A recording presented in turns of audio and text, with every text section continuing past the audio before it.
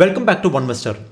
എൻ്റെ പ്രീവിയസ് എപ്പിസോഡിൽ ഡേ ട്രേഡിങ്ങിൻ്റെയും ഗാംബ്ലിങ്ങിൻ്റെയും ഇൻവെസ്റ്റിങ്ങിൻ്റെയും ഡെഫിനിഷൻസ് എന്തൊക്കെയാണെന്നും അത് തമ്മിലുള്ള സിമിലാരിറ്റീസും ഡിഫറൻസസും എന്തൊക്കെയാണെന്നുമാണ് ഞാൻ പറഞ്ഞിരുന്നത്. ആ എപ്പിസോഡ് കണ്ടിട്ടില്ല എന്നുണ്ടെങ്കിൽ അത് കണ്ടിട്ട് ഈ എപ്പിസോഡ് കാണുക. അത് കാണണമെന്നുണ്ടെങ്കിൽ ഈ വീഡിയോയുടെ ഡിസ്ക്രിപ്ഷൻ ചെക്ക് ചെയ്യുക, അല്ലെങ്കിൽ ലെഫ്റ്റിലുള്ള ഐ ബട്ടൺ ക്ലിക്ക് ചെയ്യുക. സോ ഇന്നത്തെ എപ്പിസോഡിൽ ഞാൻ ഡിസ്കസ് ചെയ്യാൻ പോകുന്നത് സ്റ്റോക്ക് മാർക്കറ്റിൽ നിങ്ങളുടെ പ്രോഫിറ്റ്സ് എന്ന് പറഞ്ഞാൽ മറ്റൊരാളുടെ ലോസസ് ആണോ എന്നുള്ളതാണ്. ഡേ ട്രേഡിങ്ങിൽ നിങ്ങളുടെ പ്രോഫിറ്റ്സ് എങ്ങനെ മറ്റൊരാളുടെ ലോസസ് ആകുന്നു എന്നും അതുപോലെ ഇൻവെസ്റ്റിങ്ങിലാണെങ്കിൽ എല്ലാവർക്കും എങ്ങനെ വാല്യൂ ക്രിയേഷൻ നടക്കുന്നു എന്നും ഞാനൊരു എക്സാമ്പിൾ വെച്ചിട്ട് കാണിച്ചു തരാം. സോ നമുക്ക് അസ്യൂം ചെയ്യാം ഇന്ത്യയിലെ ആദ്യത്തെ സ്റ്റോക്ക് എക്സ്ചേഞ്ച് ഫോം ചെയ്യുകയാണ്. BSE എന്നാണ് അതിൻ്റെ പേര്. സോ ആദ്യമായിട്ട് ലിസ്റ്റ് ചെയ്യുന്ന കമ്പനിയുടെ പേര് ഇൻഫോസിസ് എന്നാണെന്ന് വിചാരിച്ചു. സോ ഇൻഫോസിസ് ഒരു IPO ലോഞ്ച് ചെയ്തിരിക്കുകയാണ്. 100 രൂപയാണ് IPO പ്രൈസ്. സോ കുറച്ച് ഇൻവെസ്റ്റേഴ്സ് ഫ്രഷ് ആയിട്ട് വന്നിട്ട് ഈ 100 രൂപയ്ക്ക് സ്റ്റോക്ക് വാങ്ങിക്കുന്നു, അവരത് ഹോൾഡ് ചെയ്യുന്നു. ഇനിയും ഇൻഫോസിസിൻ്റെ പ്രോഫിറ്റ്സ് വളരാൻ തുടങ്ങി, അപ്പം അവരുടെ സ്റ്റോക്കിന് ഡിമാൻഡും വരും. അങ്ങനെയാണെങ്കിൽ ഇവരുടെ നിന്ന് വാങ്ങിക്കാനായിട്ട് വേറെ കുറേ പുതിയ സെറ്റ് ഓഫ് ഇൻവെസ്റ്റേഴ്സ് വരും. സോ ഇവർ വാങ്ങിച്ചിരിക്കുന്നത്, ആദ്യത്തെ സെറ്റ് ഓഫ് ആൾക്കാർ ഇൻവെസ്റ്റേഴ്സ് വാങ്ങിച്ചിരിക്കുന്നത് 100 രൂപയ്ക്കാണ്. ഇനിയും അവരുടെ നിന്ന് വാങ്ങിക്കാൻ വരുന്ന ആൾക്കാർ എന്തായാലും ഹയർ പ്രൈസ് ആയിരിക്കും എക്സ്പെക്ട് ചെയ്യുന്നത്. സോ ആദ്യം വാങ്ങിച്ചവരൊക്കെ ഒരു ലെറ്റ്സ് സേ നമുക്കൊരു 110 രൂപയ്ക്കാണ് രണ്ടാമത് വന്ന ഇൻവെസ്റ്റേഴ്സിന് വിൽക്കുന്നതെന്ന് വിചാരിച്ചു. അങ്ങനെയാണെങ്കിൽ ആദ്യത്തെ ഇൻവെസ്റ്റേഴ്സിൻ്റെ പ്രോഫിറ്റ് എന്ന് പറഞ്ഞാൽ 10 രൂപയാണ് ഒരു സ്റ്റോക്കിന്. ഇനിയും സെക്കൻഡ് സെറ്റ് ഓഫ് ഇൻവെസ്റ്റേഴ്സിൻ്റെ കോസ്റ്റ് എന്ന് പറഞ്ഞാൽ 110 രൂപയാണ്. ഇനി കമ്പനി വീണ്ടും വളർന്നുകൊണ്ടിരിക്കുകയാണെന്നുണ്ടെങ്കിൽ 110 രൂപയ്ക്ക് വാങ്ങിച്ചിരിക്കുന്ന ഈ ഇൻവെസ്റ്റേഴ്സിൻ്റെ നിന്ന് ഹയർ പ്രൈസിൽ വാങ്ങിക്കാൻ പുതിയ കുറച്ച് സെറ്റ് ഓഫ് ഇൻവെസ്റ്റേഴ്സും വരാൻ ചാൻസ് കൂടുതലാണ്. അങ്ങനെയാണെങ്കിൽ ഇവർ വിൽക്കുന്നത് ലെറ്റ്സ് സേ 120 രൂപയ്ക്കോ അല്ലെങ്കിൽ 150 രൂപയ്ക്കോ ആയിരിക്കും. അങ്ങനെയാണെങ്കിൽ ആദ്യം വാങ്ങിച്ച ഇൻവെസ്റ്റേഴ്സിന് ഇവിടെ പ്രോഫിറ്റാണ്, രണ്ടാമത് വാങ്ങിച്ച ഇൻവെസ്റ്റേഴ്സിന് ഇവിടെ പ്രോഫിറ്റാണ്. അങ്ങനെയാണെങ്കിൽ ഇൻഫോസിസിൻ്റെ സ്റ്റോക്കിൽ ഇൻവെസ്റ്റ് ചെയ്തിരിക്കുന്ന എല്ലാ ഇൻവെസ്റ്റേഴ്സിനും പ്രോഫിറ്റ്സ് ജനറേറ്റ് ചെയ്യാൻ പറ്റിയിട്ടുമുണ്ട്. ഇങ്ങനെയാണ് ലോങ് ടേമിൽ വാല്യൂ ക്രിയേഷൻ നടക്കുന്നത്. ആ വാല്യൂ ക്രിയേഷൻ നടക്കാനുള്ള റീസൺ എന്ന് പറഞ്ഞാൽ ഒരു കമ്പനിയുടെ ഗ്രോത്ത് തന്നെയാണ്. ഇനി ഡേ ട്രേഡിങ്ങിൽ എന്താണ് സംഭവിക്കുന്നത് എന്നുള്ളത് നമുക്ക് നോക്കാം. എഗെയിൻ നമുക്ക് അസ്യൂം ചെയ്യാം പുതിയതായിട്ട് ഒരു സ്റ്റോക്ക് എക്സ്ചേഞ്ച് ഫോം ചെയ്യുകയാണ്. NSE എന്നാണ് അതിൻ്റെ പേര്. ആ NSEയിൽ ആദ്യമായിട്ട് ലിസ്റ്റ് ചെയ്തിരിക്കുന്ന സ്റ്റോക്ക് എന്ന് പറഞ്ഞാൽ TCS ആണെന്ന് വിചാരിച്ചു. സോ നമുക്ക് എഗെയിൻ അസ്യൂം ചെയ്യാം TCSൻ്റെ IPO പ്രൈസ് എന്ന് പറഞ്ഞാൽ 1000 rupees ആണെന്ന്.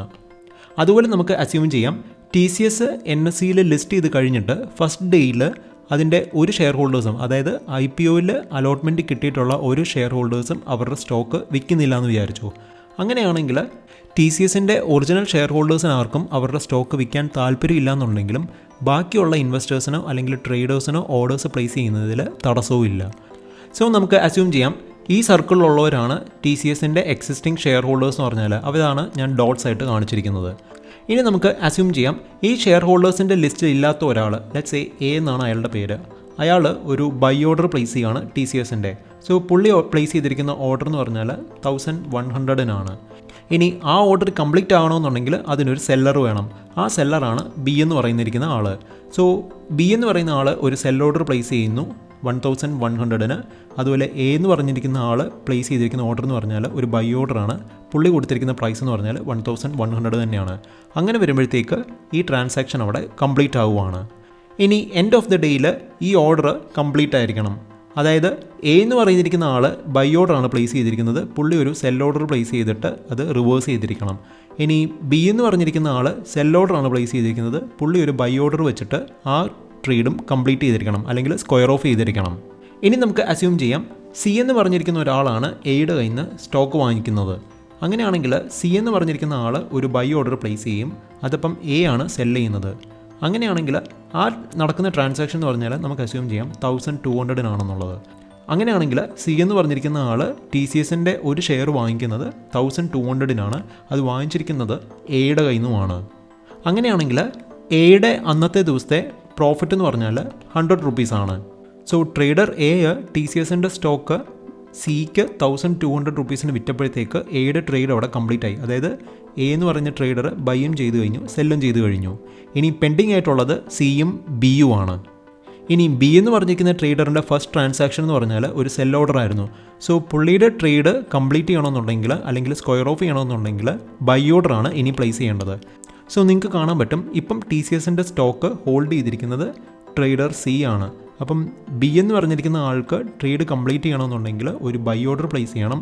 ആ സ്റ്റോക്ക് ഹോൾഡ് ചെയ്തിരിക്കുന്നത് ട്രേഡർ C ആണ്. ട്രേഡർ സി വാങ്ങിച്ചിരിക്കുന്നത് 1200 റുപ്പീസിനുമാണ്. സോ നമുക്ക് അസ്യൂം ചെയ്യാം ട്രേഡർ സി വിൽക്കുന്നത് 1300 റുപ്പീസിനാണെന്ന്. അങ്ങനെയാണെങ്കിൽ ട്രേഡർ ബിയുടെ ബൈ ട്രാൻസാക്ഷൻ എന്ന് പറഞ്ഞാൽ ഈ 1300 റുപ്പീസിനായിരിക്കും. സോ അങ്ങനെ വന്നപ്പോഴത്തേക്ക് ട്രേഡർ ബിയുടെ ലോസ് എന്ന് പറഞ്ഞാൽ 200 റുപ്പീസാണ്.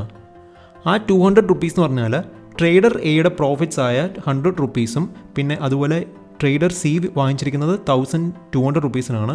പുള്ളി വിറ്റിരിക്കുന്നത് 1300-നുമാണ്. അപ്പം ട്രേഡർ സിയുടെ പ്രോഫിറ്റ്സ് എന്ന് പറഞ്ഞാലും 100 റുപ്പീസാണ്. സോ ട്രേഡർ എയുടെ പ്രോഫിറ്റ്സ് ആയ 100 റുപ്പീസിൻ്റെയും അതുപോലെ ട്രേഡർ സിയുടെ പ്രോഫിറ്റ്സ് ആയ 100 റുപ്പീസിൻ്റെയും ഒരു സമ്മാണ് ട്രേഡർ ബിയുടെ ലോസ് ആയ 200 റുപ്പീസ് എന്ന് പറഞ്ഞാൽ. ഇങ്ങനെയാണ് ഇൻട്രാഡേ ട്രേഡിങ് വർക്ക് ചെയ്യുന്നത്. ഇതെന്ന് പറഞ്ഞാൽ ട്രേഡിങ്ങിൻ്റെ ഒരു സിമ്പിൾ എക്സാമ്പിൾ മാത്രമാണ്. ശരിക്കുള്ള ട്രേഡിങ്ങിൽ ഇൻവോൾവ് ആയിരിക്കുന്ന പാർട്ടീസ്, എമൗണ്ട്, ഷെയർസ്, കോൺട്രാക്റ്റ് ഇതെല്ലാം ആക്ച്വലി ഭയങ്കര കോംപ്ലക്സ് ആണ്. പക്ഷേ എൻഡ് ഓഫ് ദി ഡേയിൽ സംഭവിക്കുന്നത് ഇത് തന്നെയാണ്. ഇൻട്രാഡേ ട്രേഡേഴ്സിൻ്റെ പ്രോഫിറ്റ്സ് എന്ന് പറഞ്ഞാൽ മറ്റൊരാളുടെ ലോസസ് ആണ്. അതുപോലെ ലോങ് ടേം ഇൻവെസ്റ്റേഴ്സിൻ്റെ പ്രോഫിറ്റ്സ് എന്ന് പറഞ്ഞാൽ അത് മറ്റൊരാളുടെ ലോസസ് ആകണമെന്ന് നിർബന്ധമില്ല. അതെന്ന് പറഞ്ഞാൽ ഒരു വാല്യൂ ക്രിയേഷൻ കാരണം തന്നെ ആയിരിക്കാം സംഭവിക്കുന്നത്. ഈ എപ്പിസോഡ് നിങ്ങൾക്ക് യൂസ്ഫുൾ ആയിട്ട് തോന്നിയിട്ടുണ്ടെങ്കിൽ എൻ്റെ ചാനൽ സബ്സ്ക്രൈബ് ചെയ്യുക. So good bye until the next episode.